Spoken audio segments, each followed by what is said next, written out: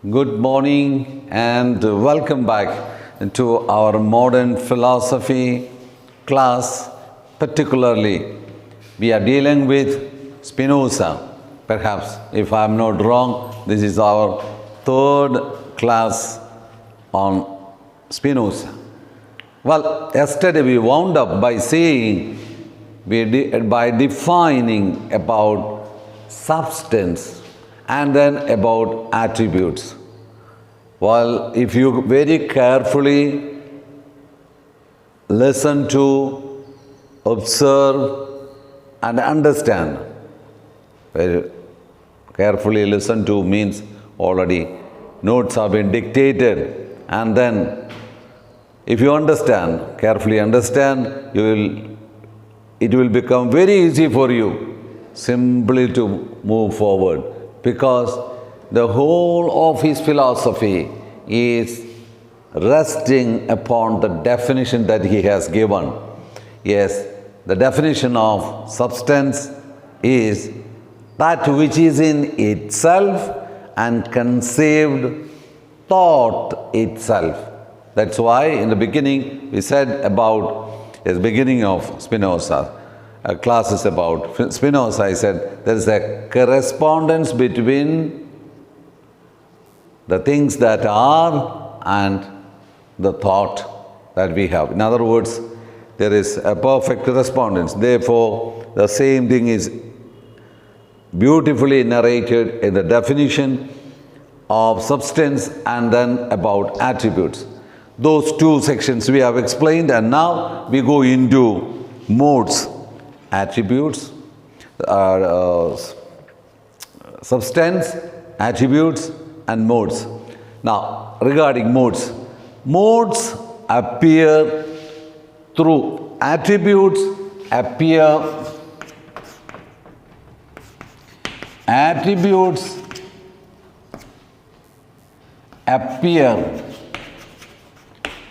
through modes.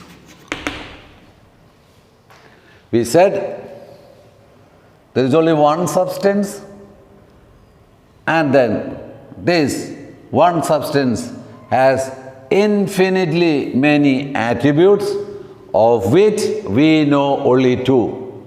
Why we know only two? I raised that question. I did not answer at that time. Well, that is the way we are. That is the way we are. We don't have any other dimensions, namely thought and extension.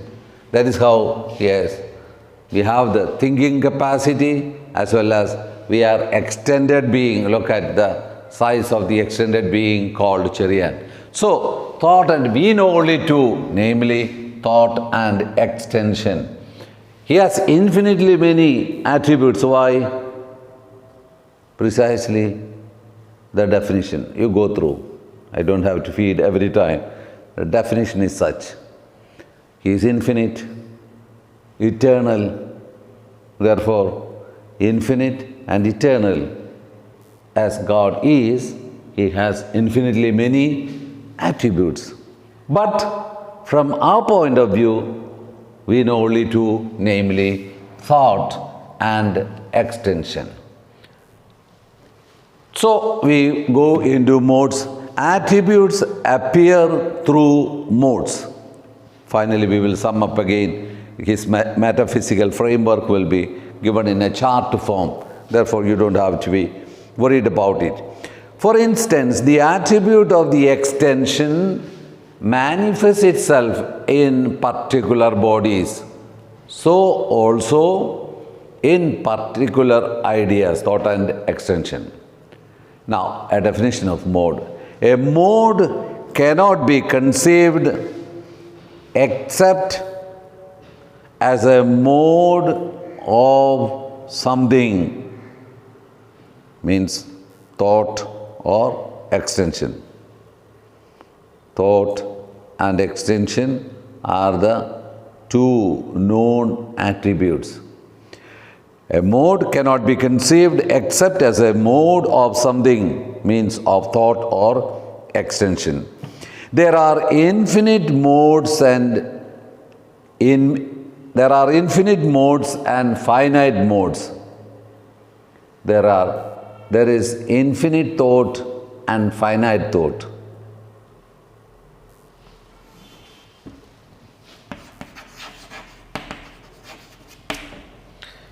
Infinite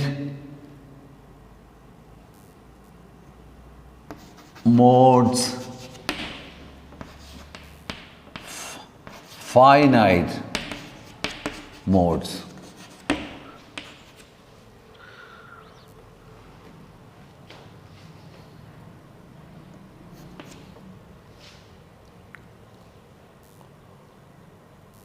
Infinite thoughts, infinite modes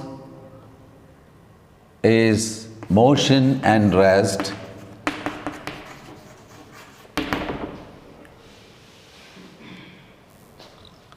Finite modes are the particular bodies, means humans, animals, plants, stone, etc. This becomes clear for you when the chart is presented, no problem at all. So, by mode, definition of mode. By mode, I mean the modifications of substance or that which exists in and is conceived through something other than itself, writes Spinoza. So, what is a mode?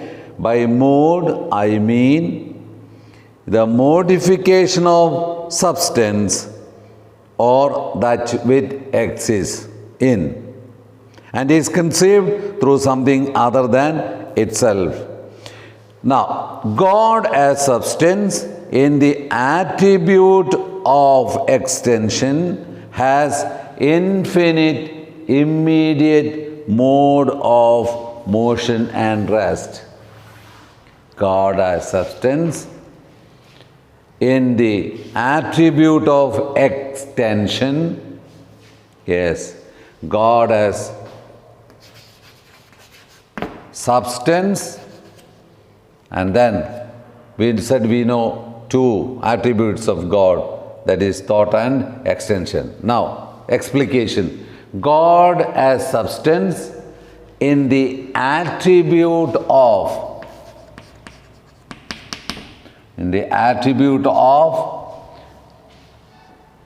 extension, yes, we are taking extension, then has infinite motion and rest.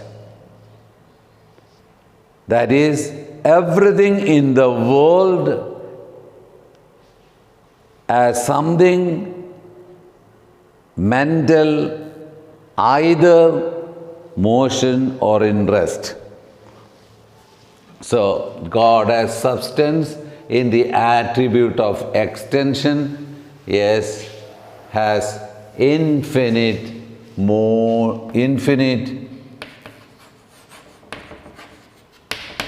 motion and rest. Yes. What does it come here? Yes. That is something very important. Infinite motion and rest. And then God as substance in the attribute of thought. We said we know only two attributes, namely thought and extension. God as substance in the attribute of thought.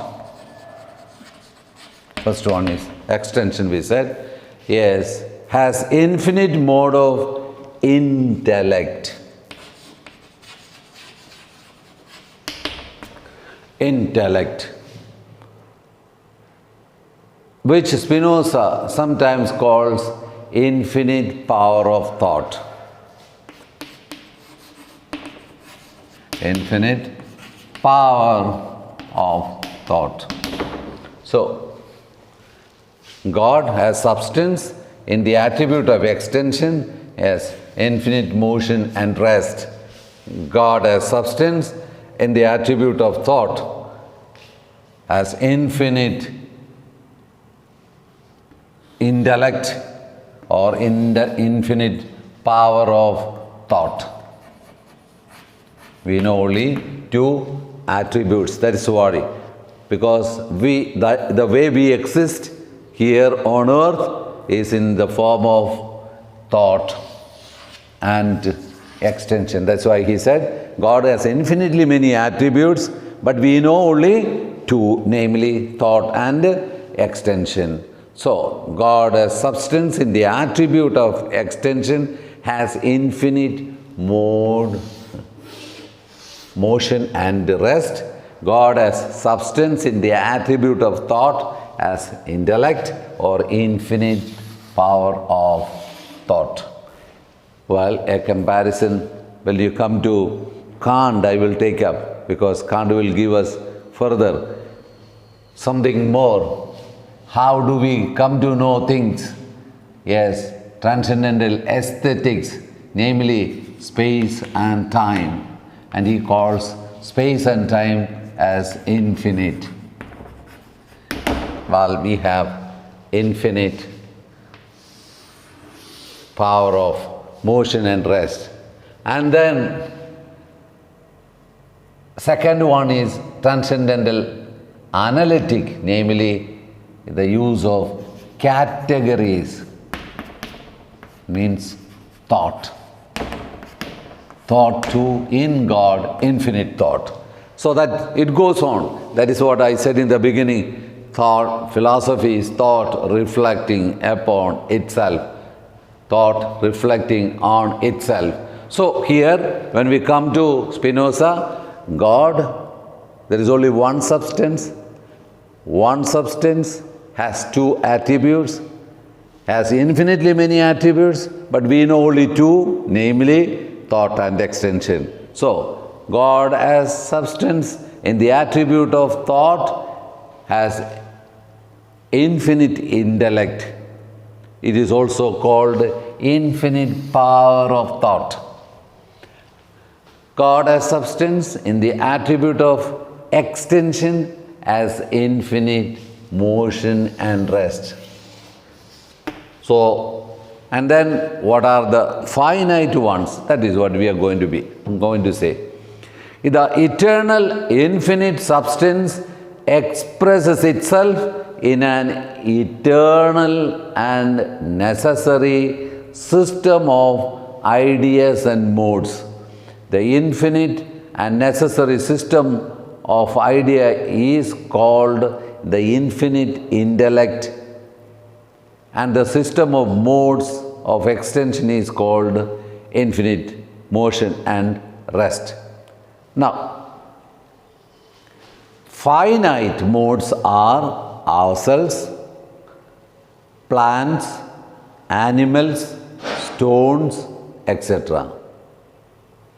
Infinite and finite. Finite modes are ourselves, we ourselves, plants, animals, stones, etc.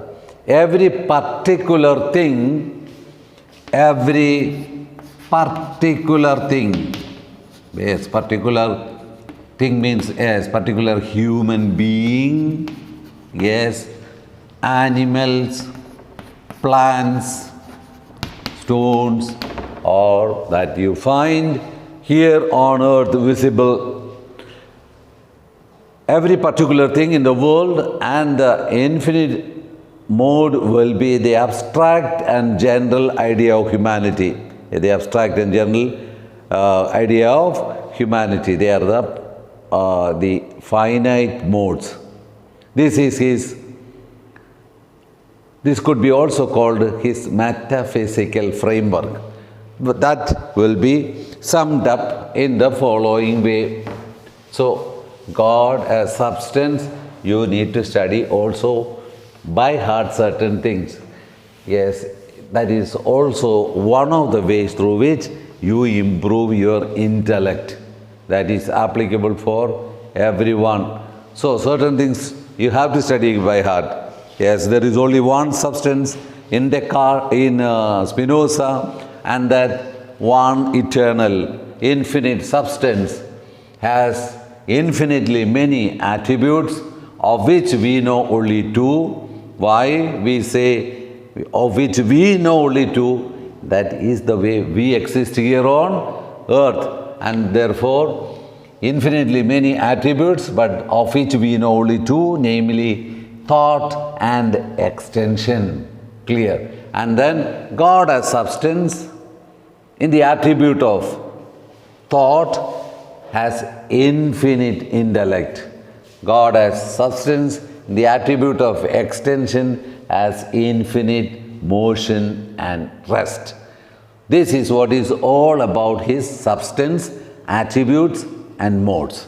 And this we can sum up in the following way. That could be also called his. His means not mine, his. Spinoza's metaphysical, H-Y-S-I-C-A-L, metaphysical framework. Once you know this, you know his philosophy. That's the thing. One substance. One substance.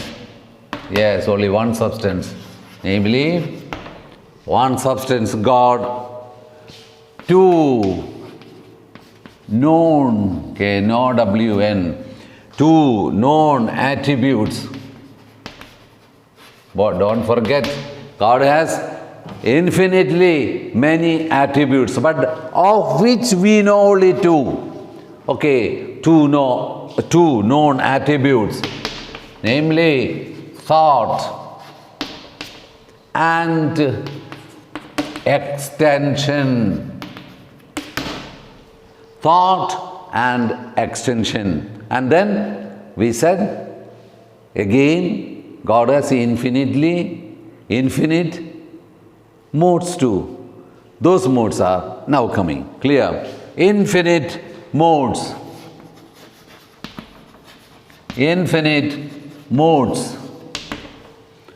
That is infinite intellect,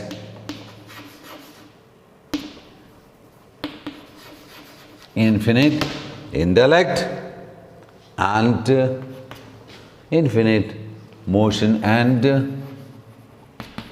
rest. I was trying to recall one space and time.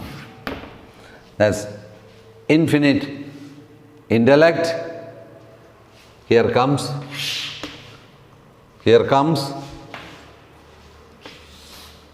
thought. Yes, attribute of thought, modes, motion and rest, thought, extension. Any created being, any created or any visible things are in motion and rest. That's what is called extension. Then infinite modes, finite modes. What are they? Human minds, means human beings, and other bodies. That is plants, animate, inanimate, and everything. So this is his metaphysical framework. So there is only one substance, that eternal, all-knowing. So many good qualities have been expressed in the previous class. Infinite substance is God, and there are two known attributes. That's why it is written known attributes. Means we know only two. There are infinitely many attributes, but we know only two, namely thought and extension. Then God as substance in the attribute of thought has infinite modes, intellect. And then God as substance in the attribute of extension has infinite motion and rest. And then there are also the finite modes, namely human beings, animal things, animals, and then other aspects of all what you observe. So this is the metaphysical framework of Spinoza. And now, well, we enter into the next section called the C. So,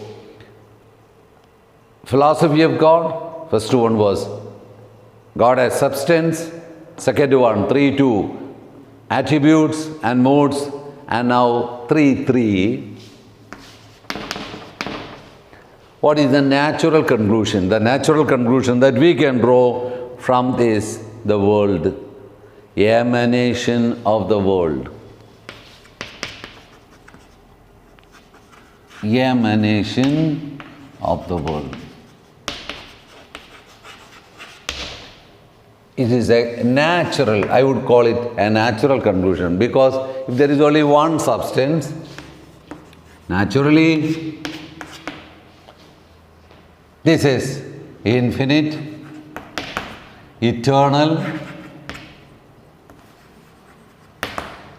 therefore, of which it has infinitely many attributes, but we know only two, namely thought and extension. Then there is modes, infinite, motion and rest, infinite, intellect, and then there is finite modes, namely human minds, human beings, animals, and all that is. So the whole thing is, as I said in the first class regarding his philosophy, is resting upon one definition, namely the substance. Therefore, the whole thing is emanating. In other words, all what we see are emanating from the one substance. And God is no longer the external, but He is internalness, internal. In other words, He is in the nature, nature is in Him. There is no external force that is causing God to create the things, but then the internal necessity. Internal, out of His internal necessity, He creates the world. Or we cannot use also the word create, but rather the world emanates. That's the thing. Therefore, we need to be careful about it. And that's why Spinoza is also sometimes called a pantheist. Why? The reason is that there is no distinction between the absolute reality and the world that is created. Everything is from one, and it's an overflowing or emanation. Emanation means what? A flow. Flow from the essence of the one reality called God. That much is enough. The ontological reality is infinite substance, attributes and mode. God is the cause and modes are the effect. God is the cause and modes are the effect. Means we said about finite things and all that is clear. Infinite and finite modes we said.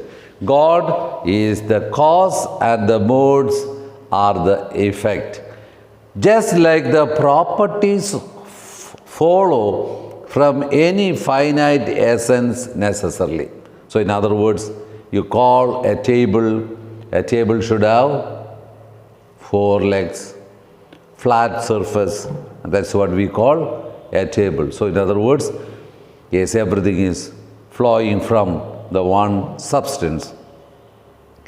God gives rise to its effects necessarily. So in other words, the finite modes are a necessary effect of the cause called God. God gives rise to its effects necessarily. There are no external force. Yes, there are no external force to compel God to act, but only internal necessity. Out of internal necessity, the world is created, not out of an external necessity. Okay.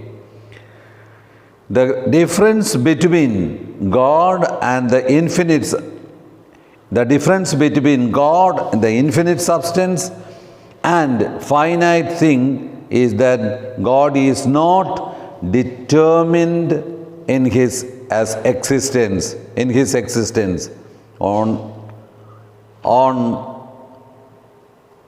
action by an external cause, whereas infinite finite things. So in other words, he is not determined from outside.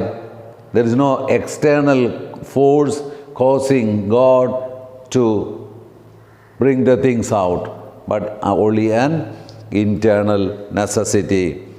To put it very bluntly, remember this sentence: God is the indwelling and not the transient cause of all things. God is the indwelling and not, indwelling means internal necessity, not the external force of reality. Yes, compared to Descartes and Leibniz and others, well, you need always to remember this, that God is the internal necessity, not external necessity. So that is what is called the emanation of the world. How many minutes? Okay. Well, we stop here. That's better.